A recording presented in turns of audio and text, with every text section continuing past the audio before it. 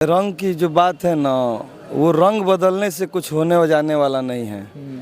जो पकिया रंग है वो नहीं बदलता नहीं है, और जो कचिया रंग है ना वो हमेशा बदलता रहता है। मोदी जी आए थे सिवान जिला में, सिवान के बगल में ही आए थे।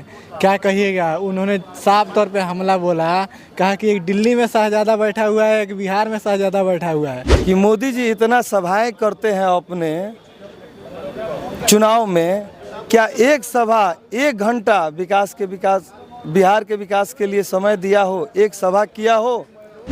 तेजस्वी जी करके दिखाए हैं, मात्र 17 महीनों में 17 साल का जवाब दिए हैं।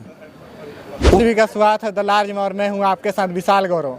और अभी हमारे साथ रमेश कुमार जी हैं, जो आरजेडी के नगर अध्यक्ष हैं। इनसे हम लोग बातचीत करेंगे, तो बने रहिएगा हमारे साथ। स्वागत है सर आपका हमारे चैनल पे। बहुत बहुत धन्यवाद आपके चैनल को।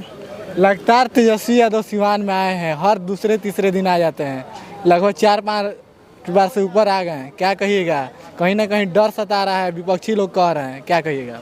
विपक्षियों का काम है कहना, जो डरेगा वो नहीं आएगा, जिसको जीतने की जज्बा होगी वो आता है। और माननीय तेजस्वी प्रसाद यादव जी हमेशा यहाँ पे आ रहे हैं कि चाहते हैं कि हम अधिक से अधिक वोटों से विजय बनाएं श्री वोद बिहारी चौधरी जी को। इसलिए वो आ रहे हैं और सारे कार्यकर्ताओं में वो जोश भर दिए हैं जो हम सबको ज़रूरत था। अभी हमारे कार्यकर्ता जहाँ पे भी हैं झंडा लिए दौड़ रहे हैं। बहुत अच्छा लग रहा है कि सारे कार्यकर्ताओं को उन्होंने जागरूक कर दिए। आपने झंडा की बात किया और आपने भी गमछी लिया है हरा रंग का। सिवान में रंगों की बहुत लड़ाई चल रही है, हर कोई दावा कर रहा है कि हर रंग हमारा साथ है। ये रंगों की बात लगातार चल रही है। आप बताइए, लोग आपके साथ कौन कौन रंग के लोग हैं? देखिए, रंग की जो बात है ना, वो रंग बदलने से कुछ होने जाने वाला नहीं है। जो पकिया रंग है वो नहीं बदलता नहीं है, और जो कचिया रंग है ना वो हमेशा बदलता रहता है। तो हम लोग के साथ भी सारा रंग है, लेकिन हम रंग बदलने वाले लोग नहीं हैं। जैसे लोग अपने ही बातों को जुमला बोल देते हैं, तो हम लोग अपने बातों को बात बोलने वाले लोगों में हैं। तेजस्वी जी ने जो कहा है वो किया है, और जो कहते हैं वो करते हैं। इसलिए रंग बदलना ये सब ढोंगी लोगों का कार्य होता है। अच्छा, ज़्यादा वक्त बचा नहीं है चुनाव में, कैसी कैंपेनिंग चल रही है? लोगों से कितना सपोर्ट मिल रहा है? क्या लगता है चाचा जी लड़ाई में कहाँ हैं? उम्मीद से ज़्यादा हम तो कह रहे हैं कि आदरणीय वोद बिहारी चौधरी जी और यहाँ की जनता लड़ाई लड़ रही है। ये किसी पार्टी बेसिस का लड़ाई अब नहीं बचा है, ये हर व्यक्ति विशेष का लड़ाई हो गया है। जनता का लड़ाई जनता से है। अब तो बहुत आसान हो गया है लड़ाई। मतलब जो हम लोग को लग रहा था कि क्या होगा नहीं होगा, लेकिन जैसे जैसे दिन बीतता गया वैसे वैसे सारे घटाएं छट गई। अच्छा, ये बताइए कि सिवान में देख रहे हैं कि जिस तरह से लगातार चल रहा है, बयानबाजी चल रहा है, तेजस्वी यादव भी आ रहे हैं, तो क्या लगता है कौन किला भेद रहा है सिवान का? देखिए, वोद बिहारी चौधरी जी ही जीतेंगे, क्योंकि इसमें कोई विपक्ष में कोई ऐसा चेहरा ही नहीं है जो इनके आसपास भी हो। इनके टक्कर की तो बात ही अलग है, इनके आसपास भी इनका अनुभव ज़्यादा है। ये शिक्षित हैं, ये शिक्षक रहे हैं। किसी के साथ अपने लाइफ में इन्होंने मन का भेद नहीं किया है, न लफड़ा शूटिंग किए हैं। अब लोग आरोप प्रत्यारोप लगाते रहते हैं, तो वो तो ईश्वर को भी लोगों ने नहीं छोड़ा, माता सीता को नहीं छोड़ा, तो ये हमारे गांधी जी को लोग कैसे छोड़ देंगे? माता सीता पे भी लांछन लगा दिए। तो उस तरह के लोग यह समाज में भरे पड़े हैं, लेकिन उन लोगों की चिंता हम लोग को नहीं है। हम लोग को बस यही है कि सर्व समाज ये सही निर्णय ले, और जो सबसे अच्छे उम्मीदवार हैं उन्हीं को चुने। कल मोदी जी आए थे सिवान जिला में, सिवान के बगल में ही आए थे, क्या कहिएगा? उन्होंने साफ तौर पे हमला बोला, कहा कि एक दिल्ली में शहजादा बैठा हुआ है, एक बिहार में शहजादा बैठा हुआ है, और दोनों लोगों को अपनी पार्टी और अपना परिवार बचाने की लड़ाई है, देश की चिंता नहीं है। और साफ तौर पे उन्होंने कहा कि हमारा कोई परिवार नहीं है, जनता ही हमारा परिवार है। उससे किस तरह से मुकाबला करेंगे आप लोग? देखिए, उनकी बातों को अब जनता जान गई है। मैं भी पहले अनभिज्ञ था, लेकिन अब मैं भी जान गया हूँ।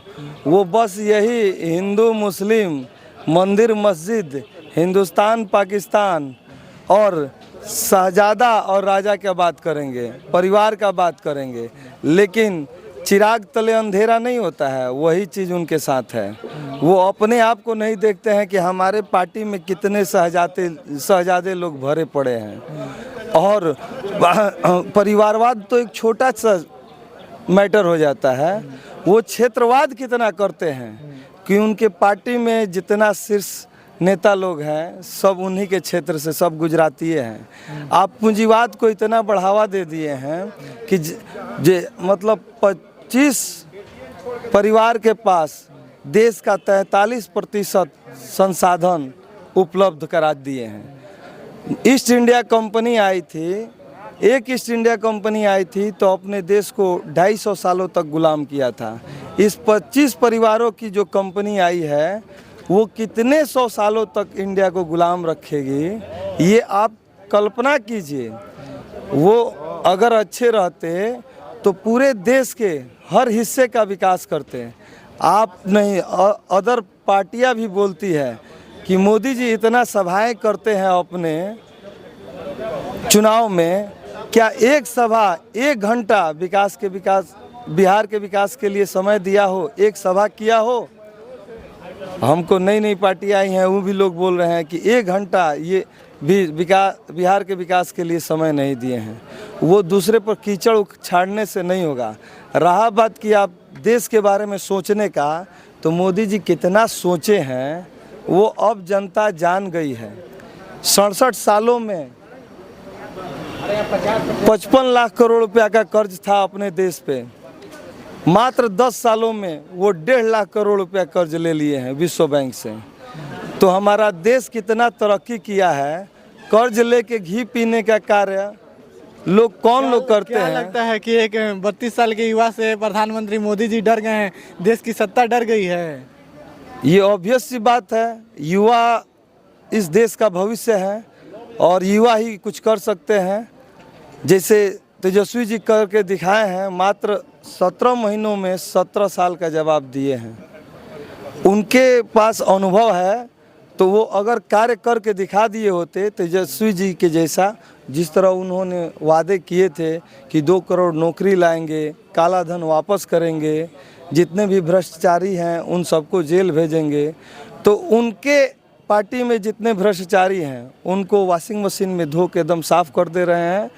और दूसरे विपक्षी दलों को बेवजह पे आरोप प्रत्यारोप लगा के सत्ता में आ गए, और उसके बाद भी उन लोगों पे ये आरोप सिद्ध नहीं हुआ। 10 साल बीत गए और अभी तक सिद्ध नहीं हुआ। तो वो ये सब बेवकूफ़ बनाने का केवल व्यवसाय कर रहे हैं वो लोग। क्या अपील करिएगा सिवान की जनता से, क्योंकि वक्त काफ़ी कम बचा है और चुनाव नज़दीक में है? देखिए, सिवान की जनता जनार्दन से मैं करबद्ध प्रार्थना करूंगा कि आप किसी के बहकावे में नहीं आइए। एक मित्र ने हमारे बोला था कि आप दिन भर जोतनी कीजिए, शाम को मैं हिंगौनी करा दूंगा। मतलब उन लोगों का मनसा ये है ना कि लोगों में भय उत्पन्न कर देते हैं। जो जनता भय से गलत डिसीजन लेने लगती है। जो फ्लोटिंग वोट है 10 से 20%, वो इधर उधर डर के मारे इधर उधर होने लगता है। तो मैं जनता जनार्दन से ये अपील करूंगा कि आप लोग किसी के बातों को न सुनिए। आपके माननीय श्री वद बिहारी चौधरी जी अपार बहुमत से विजयी हो रहे हैं, इनका साथ दीजिए, क्योंकि इनके पास जो बिखरा हुआ समाज का जो वोट था वो भी है। उसके बाद 6 पार्टियों का गठबंधन है, कांग्रेस है, माले है, सीपीआई है, सीपीआईएमएल है, साहनी जी की पार्टी है, और इन लोगों का कैडर वोट है। उसके बाद व्यवसायी वर्ग का जो कम राजद को वोट मिल रहा था, इनके छवि के वजह से व्यवसायी वर्ग का भी वोट बहुत ही इनके तरफ ट्रांसफ़र हो रहा है। उसके बाद जो भी बुद्धिजीवी समाज है, जो भी सत्य न्याय अन्याय अच्छा बुरा का परख करने वाले लोग हैं, वो माननीय श्री वद बिहारी चौधरी जी के समर्थन में आ रहे हैं। वो चिल्ला नहीं रहे हैं रोड पे, वो हो हल्ला नहीं कर रहे हैं, वो मारपीट नहीं करेंगे, वो सिर्फ चुपचाप ललटेन छाप करके चले आएंगे और विजय सुनिश्चित है। विजय के बाद आप भी मिठाई खाइएगा और सारी जनता मिठाई खाएगी और खिलाएगी।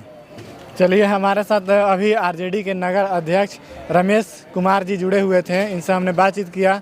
बाकी 25 तारीख को चुनाव है और हमारी भी अपील है कि आप लोग जाके मतदान कीजिए, ज़्यादा से ज़्यादा परसेंटेज बढ़ाइए और पहले मतदान फिर जलपान कीजिएगा। बाकी ये 4 जून को तय होगा कि कौन सिवान का सांसद बनता है, किसके सर पे ताज सजता है सिवान का। बाकी ये वीडियो कैसा लगा आप कमेंट करके बताइएगा। बहुत बहुत धन्यवाद।